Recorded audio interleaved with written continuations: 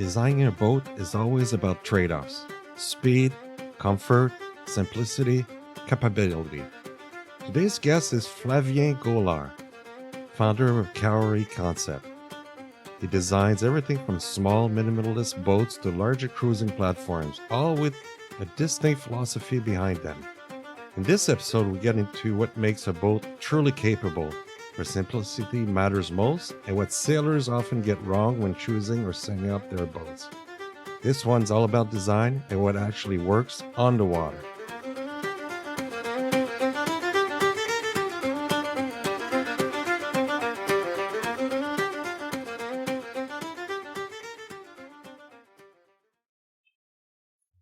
Thank you, Flavien, for joining us today. I've been trying, like I've mentioned, I've been trying to get some French, because there's a big French community of small boats, and we know about that. So I've been trying to get some, so I'm really happy to have you on board.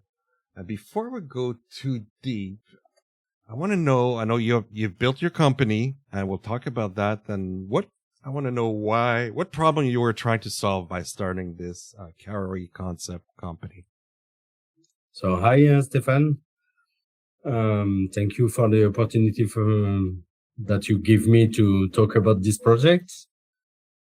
How can I explain? I come from the wooden houses construction. Okay. First, Carpenter. I'm a carpenter. Right. And then for a change of life, I had an opportunity to go to the Philippines for a few years. Nice. And I was operation manager in a shipyard. Right.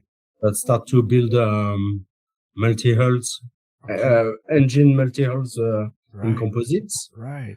So in there, I discover infusion, polyester, vinyl ester, epoxy resin, carbon fiber, glass fiber, and all the techniques of buildings. And then when I came back to France, I missed a little bit the wood. I had a great background with composites that I took in the Philippines. I learned, and then I was thinking about why not to combine wood and composites. Right. And then I start to build my first boat, which is the Kaori 5.50, right. The one we encounter. Yes. Because of this one. Yeah. We'll talk deeply about that boat too. Yeah, and it's made of I don't know what's the name in English. I think it's larch wood. Yeah. And linen fiber and biosourced resin, epoxy resin. So the target, the goal of this the building of this boat was to start to show that I am able to build and maybe to get some customer in order for me to start the company, right? To open the company with the first customer. And then I wanted to show that we can do something very efficient and very beautiful and very sustainable. And all of these three words are compatible and able to be mixed together. That's how it starts. That's great. That's great. Well, then you mentioned the boats. Let's talk about that. That's the boat that started the company. There's a lot of other boats. But tell us about that boat. It's actually pretty, in a sense, modern because it's using a scow bow, I see, and it's nice size. And tell us about it and how it's doing, and a little bit your customers with it, and what it created after, because you've got a whole series of other boats after that. Yeah. Yeah, that's the very first born of the siblings. the smallest one, but the eldest. I think it's your passion too, right? That one's also your passion. I think I saw that. Yeah. That's my favorite. Yeah. I kept that one. How can I say it? It's not so modern because scow bows are made by a Canadian naval architect, which is named Degan. Right. And the first scow was designed in 18 95 or something like Oh, I this. did not know that. So I called Yeah. them modern because it's kind of going against the grain a lot, and it's the new, really. It's a new fashion, but New fashion. it's not a new It's not design. new. Right. What we are doing actually right now with this type of bows, we are making it more efficient, and we are working with modern technology, modern design, modern equipment to make it more efficient. But the design itself is very old. Okay. But what is really convenient, especially for small boats, is the space that you give at the front of the boat is very wide. Right. For example, this boat is 5.5 meter long, but it's 2 meters wide, right, large, and then you get the 2 meters almost at the end of the nose, very near to the bow. Wow, that's really interesting because I have a space that I can put a mattress for 2 people. right. Okay, there is 2 beds inside this boat. So most of the time with this size of boat, you have a very tiny and narrow space to sleep. But in that one, you can sleep 2 to 3 people. Very comfortably. So it's quite interesting. And it's very flat. So the water line is very shallow if you withdraw the keel. Right. And then it allow you to drop the boat on the beach. The flat bottom is very stable on the water, very stable on the ground. Also, when you drop it on the ground, it's not rolling on the side. So it's really, really comfortable. Nice.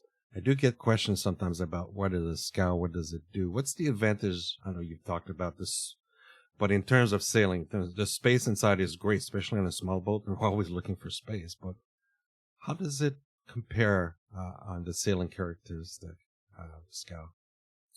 Yeah, so I'm not sure I will be good with the English terms. So please correct me if I am wrong with the terms. When you go very near the front wind, so scows are not so efficient than narrow bows. Pointing high, not so good. Yeah. That's more or less the only one very big issue with that one. Right. But if you're talking about 94 degrees wind on the side wind and the wind from the back of the boat, the boat, this type of hull has a very big power. So it's lifting up a bit. Yes. And instead of cutting the water, it's more surfing, like a windsurf or like a stone when you throw the stone on the surface of the water and it's bouncing. It's the same principle. So you have better efficiency because it's bouncing at the surface instead of pushing the water.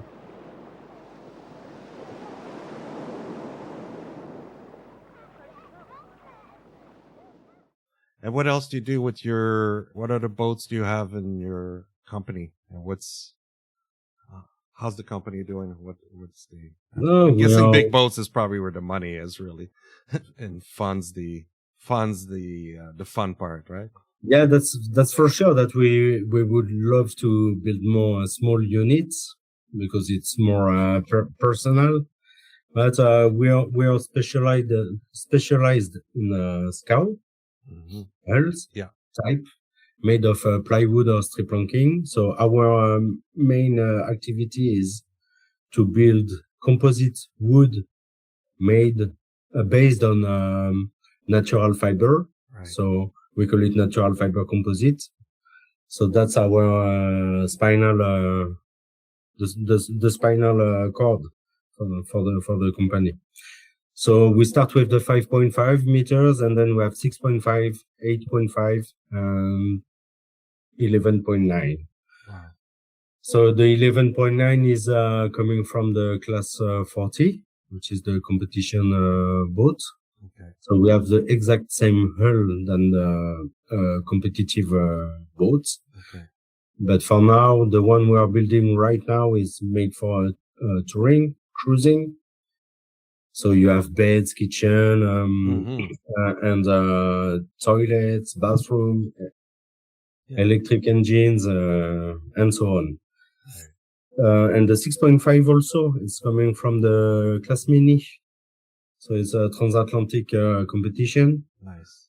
So we have a very, very powerful and efficient hull that we reduce a little bit the size of the mast, a little bit the size of the sails, and we drop a bed, a bench, a table inside, and then you have a good cruising boat with really efficient capability. So that's the nerve of that's our DNA, Right. the DNA of the company. Now we start from efficient hulls, and we make cruising boat with this, with a big accent on the sustainability. Nice. And what's the difference when you build smaller and bigger? What's the compromise? Less compromisable? Are you keeping the same mentality through it as you build bigger? Yeah, it's the same principles, right? Yes, I would like to say the main difference is the major difference is time. Time and Takes more price. time. Yeah. Yes. Price is not an issue for the owner of the boat. Right. When they come to us, they have a program for navigation. Right. So the first when we encounter the people at the very first, they come with an idea. They want this boat, and because they love it and they found it cute, and we have we have a duty of advisor. Mm-hmm. Advisor. Yeah. Yeah. Yeah. And most of the time we listen at the owner of the boat to get what is the program and the schedule for navigation, and then we offer the best compromise, the best option. They want a fast boat, but with a lot of space. They want plenty of equipment inside, so to make the boat more heavy, it's less efficient, less fast. So that's very interesting, because when we are building the boat, before the starting of building the boat, we already have a lot of talks with them, and we make compromises, choices, and we said, okay, we don't go to that one, we go more for this, and it's very interesting because it make the boat customized for each. So every owner have his own boat with his own personality inside. Nice. Tell us about some of your customers and their stories, and what have they done, and anything you like. What are your customers have done? I really appreciate more or less all of my customers. It's very interesting. Sometimes I hear about other company who always complain about the customers. I am so happy to work with mine, Right. because they have ideas, and it's a big challenge, and it's very interesting for us to suit and to fit their idea and their wishes. Right. So it's kind of like we are building something together. So Right. most of the time they are at the end of their career. They already have 1, 2, 3, 4 boats before, and they know exactly what they want, and it's the last one, because we are a little bit more. It's handcraft made, Mm-hmm. so it's a little bit more expensive than a big company that produce with molds. So regarding price and customizing things, most of the time those people, they are really interested by something that they can modulate by themselves. Right. Create by themselves. It's more appropriate. Right. Right. So it's quite interesting. We spend a lot of time with people who knows exactly what they want, and they know exactly what they absolutely don't want. Yeah. And so we have to switch, manage, do some brainstorming. Yeah. It's very nice. Yeah, you kind of hinted at that. That's what I was want to ask. What do the production boats get wrong? People come to you because, the production boats might be cheaper, but they're they're very cookie cutter, I guess. But what did they get wrong in terms of their? What's the reason they go to you instead of having a Beneteau? That's no way. I really think, as I told you before, money is not a problem for them. Yeah. So they know what they want. So most of the times I know as I will pay a little bit more, a price which is a bit more expensive.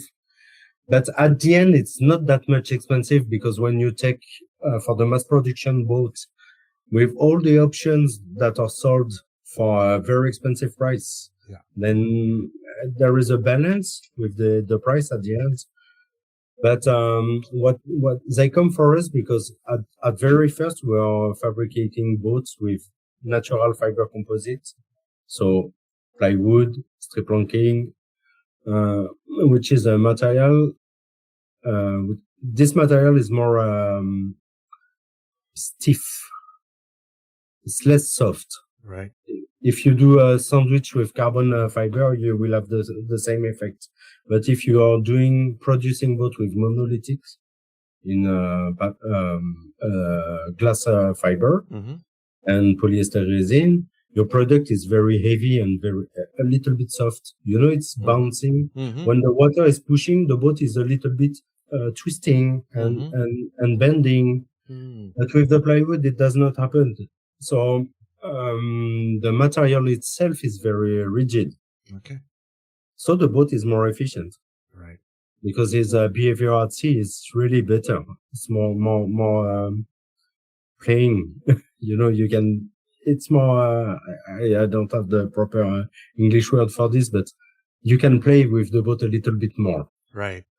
And how are they on the water? Faster, more forgiving? How are those boats on the water? What's the feedback you're getting when they come back and say, well, this boat does this? And what are you Yeah, the last one we launched was the 6.5. Yeah. Maybe 2 months ago or something like this. And I just received an email this morning from the customer who said, wow, it's incredible. We had 6 knots of wind and I was surfing at 4 knots or 5 knots. So it's quite unbelievable compared to his previous boat. Because the previous boat was from a monolithic fiber. Yeah. Very heavy, a little bit longer. So he was expecting to have a speed which is a little bit lower because of the length of the boat. And he reached a speed higher than his previous boat. So surfing with a flat hull. That's really cool. Playing in the wave with a rigid hull, you are not losing inertia and speed. So the boat is going a little bit faster. So that's one of the best feedback we have from the guests. They are always happy to go a little bit faster than the previous boat. That's right. It's kind of, okay, I upgrade my expenses, but I upgrade my speed and my comfort. Right. So it's more or less all the time. It's more regarding this. Right. It's homemade, handmade, and most of our customers are French. Even if they are living abroad, they like to do something made in France. You know, the Cocorico stuff. The rooster, yes. Yeah.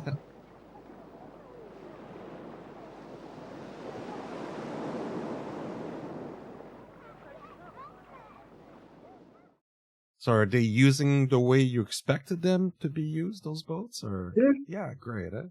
Yeah. And the rigs? Anything that just pretty traditional sloop rigs? Anything tuned and changed on this? We are using modern technology on that kind of thing. So most of the time for the small units, we have aluminum rigs. Okay. And then for the big one, for the 40 footers, it's more into carbon fiber. Right. Because of the weight and the efficiency. Most of them, even the 40 footer, we have a lifting keel. So it's quite interesting also because you can go in shallow waters. So nice. If the mast, if the rigs are a little bit heavier, you will go lower in the water.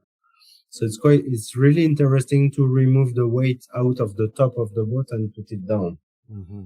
So that's why we are playing with old school design and brand new technology, the top technology. If it is right. Are they simpler to use? Are they complicated boats to use, or? It depends, because all of the deck arrangement Mm-hmm. is personal. So it's all customized It's depending on your customized. needs, Yeah. right? So some of the people, they want something simple, and some of the people want really efficient Okay. maneuver. So you can adjust anything. Every rope has a double configuration, and so sometimes can be complicated. So it's For flexible. example, for my boat, for the 5.5, Yes. I have only 3 ropes, and that's all, period. That's it. Simple. Yeah. Yeah, I like Yeah. that too. I like that. Simple and small. Yeah.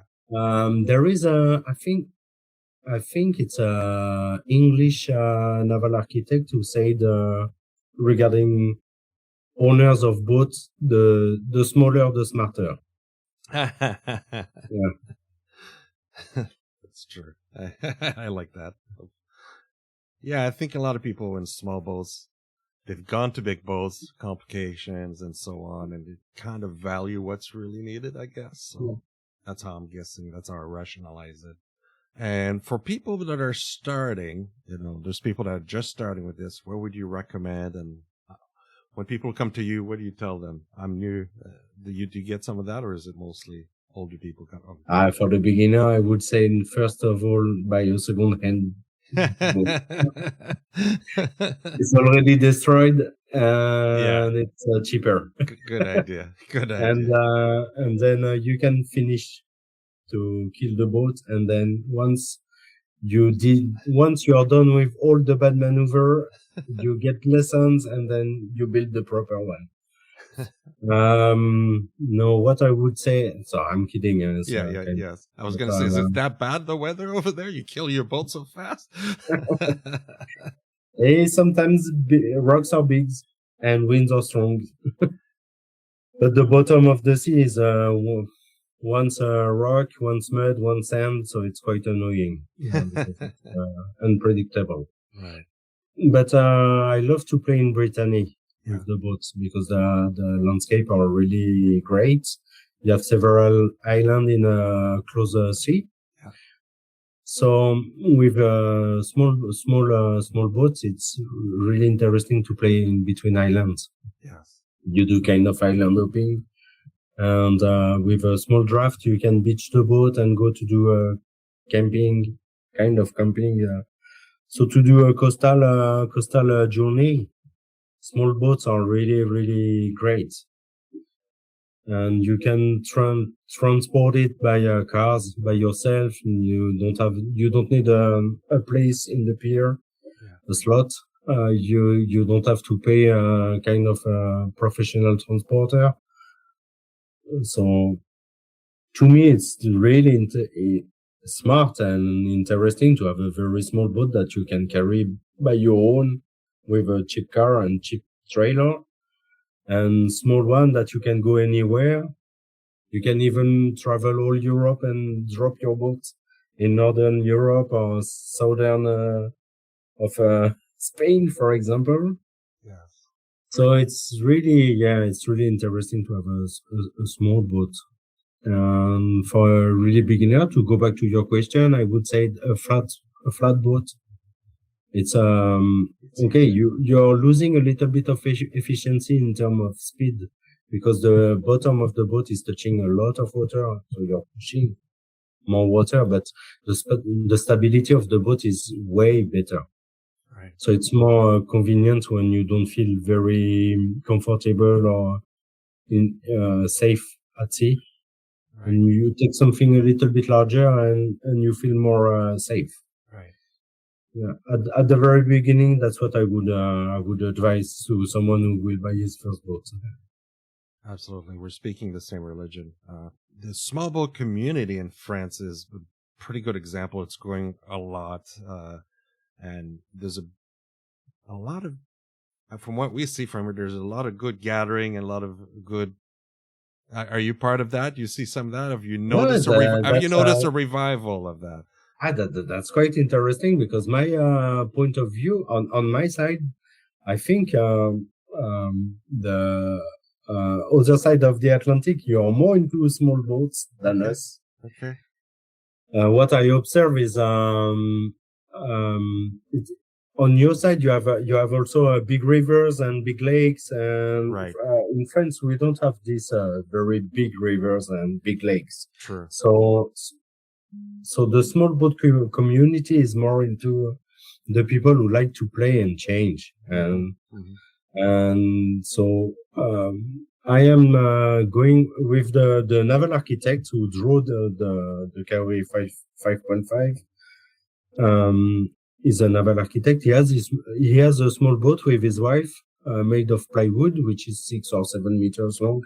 Okay. And then he has some friends who have another small boat, another type, another model, right. And we are 5, 6 sometimes, yes. 5, 6, 4, 5, 6 boats, yes, playing around in at sea, and we are playing at sea during the day, and we meet each other every evening on an island, and then we change of island the day after. Perfect. So it's kind of it's great because you can spend time with friends, yes, and discover a new community for the beginners, and have something to share with people. But during the day, you can also be alone with yourself. Yes. Yes. So you can mix everything. Yes. You can mix being alone and being with friends and being in family, and share time with yourself or with friends. It's quite interesting, I think. Yeah. It's a good deal. Yes, absolutely. Totally agree. Maybe that's from the Roger Barnes video. It looks like Brittany is all small boat, and the pier are full of big boats. They're full of big boats. Okay. Yeah, but I actually in France we have a big DNA with a competition also. Right. Yeah, sailing's almost a national sport in France, isn't it? Yeah, there is plenty of small boats with competition. Yes, yeah. And it's quite interesting for us because the taste of sailing is going from dad to son or granddad to grandson, and you have kind of a relay that is passed on generation. Nice.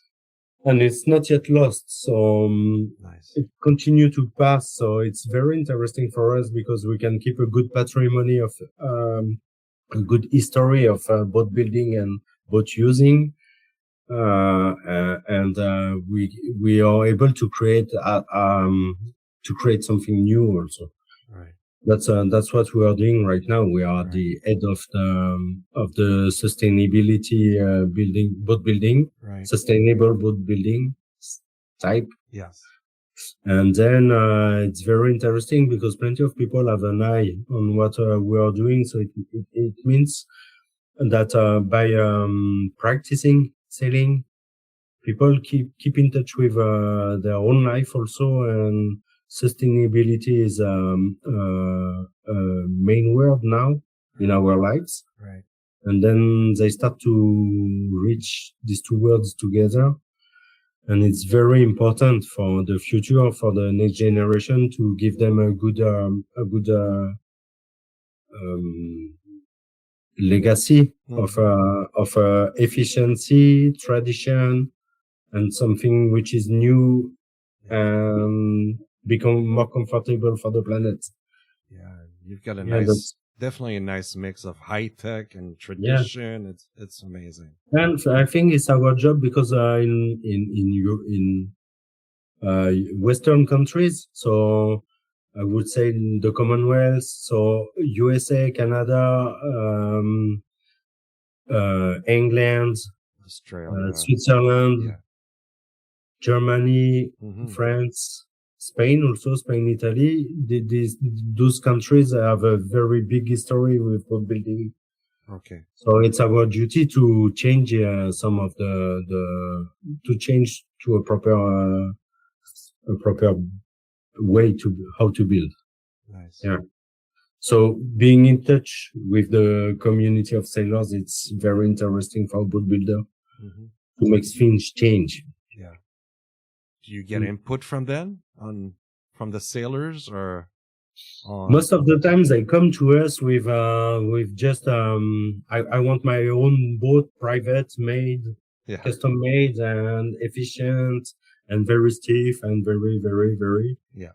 And at the end of the discussion and the topic, we drop, we put a drop of sustainability into. Right. And we said, well, you can also be a little bit more proud because the choice you did is very good for the environment. Right.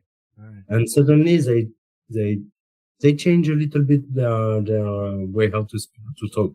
Nice. It's quite interesting because I think it's my opinion, and maybe I'm wrong, but I think we help those people to switch a little bit their mind. That's great. So it's it's a good victory for me. That's great. That's great. I love that your perspective is very green. So that's you don't hear that a lot. Boat builder in itself, boat building is very epoxy and all that. It's not. But with companies, because we are not the only company that keep this in mind. All the companies, they start to, because the government push the laws to change. So all the companies have to change and follow a little bit the rules. Yeah. But we are in advance to this process. Nice. And then what is interesting is that the product we are using, because we are asking our supplier, this is a little bit ugly, this product.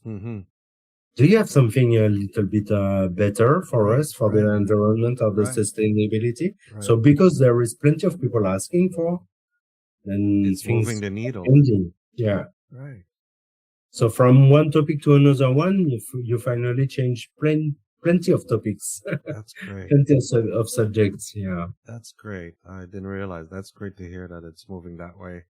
Moving the needle the right direction. So that's pretty good, especially for handcraft builder, because we are using more or less all epoxy resin instead of polyester resin.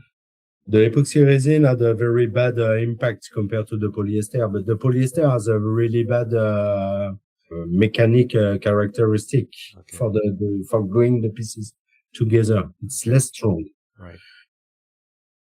But in the epoxy, there is more advanced technology than polyester, because we are pushing our suppliers to change the fabricant of epoxy resin, or changing the process, the mixing they are doing, the recipe. Nice. So now you can buy bio-sourced epoxy. Partially bio-sourced epoxy, which is really more interesting. Yeah, I know there's a place in Canada I looked at. It's called bio resin or something. So it's going that way. So it has to come from the government to put some standards and slowly push that. So it goes. Yeah. Or the smallest boat you would like. Is the 550 the smallest you want, or you want a smaller one? Have you thought of that? I think we are talking with the Naval Architect Office we are working with to have a kind of sportive drifting surfing boat, kind of laser or something like this. We would love to have something like 4.2 meters or something. Right. Just to play on the beach or on the shore. A little bit sportive. Yes. Not for cruising like the program of the 550. Right. It's a totally different way how to use it. Yeah. But could be great if we because we already built a catamaran with foilers. Okay. Which and that boat will be launched maybe next week or in 2 weeks from now in France. Nice. It's a prototype made of strong wood, a little bit of plywood frames. Okay. And then we are pretty sure it will be the first catamaran made in wood with foils. Oh, wow. So it's quite interesting for us because it put the wood and the wood building, those process into the case of efficiency, really. So that's really interesting for us. So I invite you to have to keep an eye on the on the news. Absolutely, I keep an eye on that. That's great to hear. Yeah. That's great to hear. So having this image of efficient and sportive boat with wood, it's a good. It has a good effect for the natural fiber composite. Right. So it's good for everybody. Everybody will take the advantage of it. Nice. Yeah, we all move forward with that. Absolutely. I found out more about you. I didn't realize you were so. And I think it makes sense. A lot of people in small boat boating, they think a lot more about sustainability. It's great to see a builder that thinks that way too. So, Flavien. And especially the private people. I mean, when you're not into a company, you don't have to follow the rules of making money. So if it does not really follow the rules or the way how to, then it does not really matter. You're doing it for yourself. So by recycling object and thinking differently, trying to save object you already have and to transfer it to a second life with another used, another destination, then it's already sustainability because you are giving a new life to an object. Yeah. And by saving money, saving time, and everything, that's a good way to proceed if you want to be sustainable. Nice. That's amazing. So private people, personal builders are ahead of the big company already. Right. That's great. Thank you for your time. It's been wonderful. We'll keep in touch and let me know about developments of. Yeah, sure. You can have a look on the website, everything, all the actualities, newspapers. I will put the link in the show episodes. Yeah. Your boats are beautiful. I look at them. They're thank you very much. Really nice. Thank you, Stéphane. Thanks again for listening to the Nano Cruising Podcast. If you'd like to stay connected, you can join our email list. We also have a very lively Nano Cruising Facebook group. It's a great place to share ideas, get advice, meet new people who love small boat adventures. The easiest way to support us is to spread the word. Tell people about this show and share this show. Really appreciate that. And if you do want to support the show a little further, we also have a Patreon page. Completely optional, but thank you. Thanks for joining us. Until next time, seize your own adventure.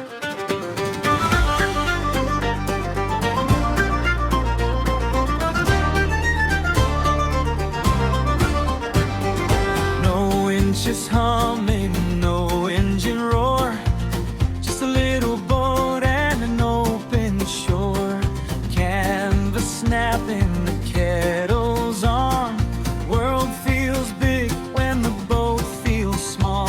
We don't need much, just wind and tide, a chart, a compass and time to ride.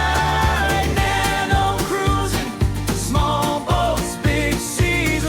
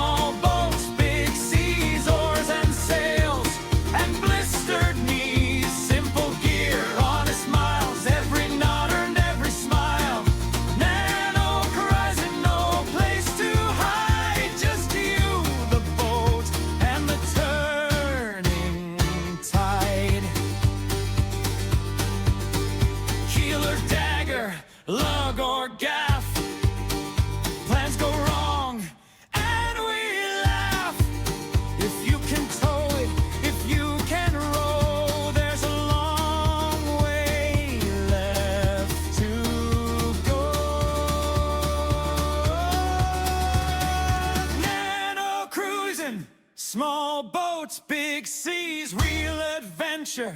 No guarantees. If you've dreamed it, if you dare, there's a ramp somewhere out there.